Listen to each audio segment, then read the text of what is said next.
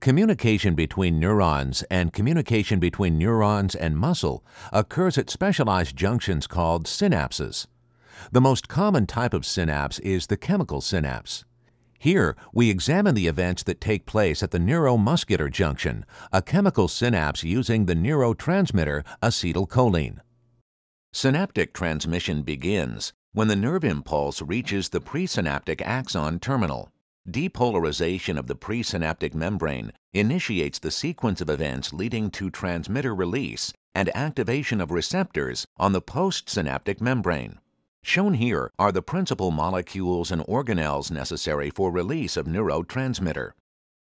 Synaptic vesicles exist in distinct pools, either tethered to the cytoskeleton in a reserve pool or free in the cytoplasm.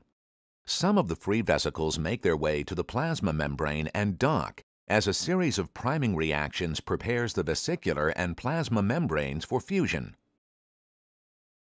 The membranes of the synaptic vesicles are drawn together via protein complexes, collectively called snares, that are expressed on the vesicle and presynaptic membrane.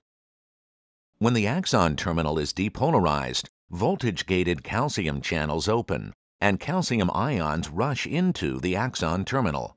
Some of the calcium ions bind to a protein on the synaptic vesicle membrane called synaptotagmin. When calcium binds to synaptotagmin on the synaptic vesicles nearest the active zone, the vesicles are drawn even closer to the presynaptic membrane.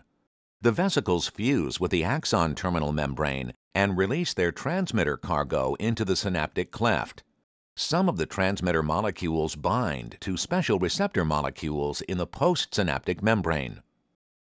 The response of the postsynaptic cell, either excitation or inhibition, depends upon the particular neurotransmitter and receptor combination. For example, the receptor for acetylcholine is permeable to sodium.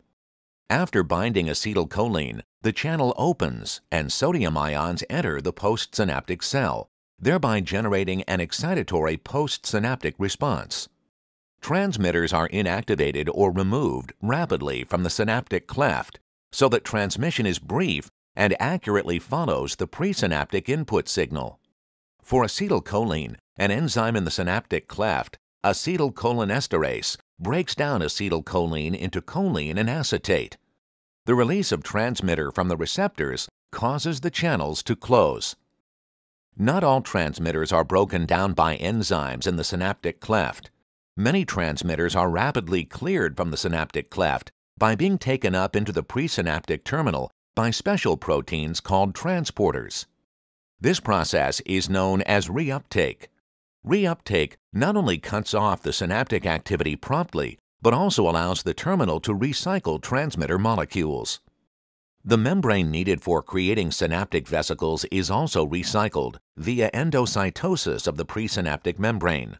The recycled vesicles are refilled with neurotransmitter molecules and are ready for another round of synaptic transmission.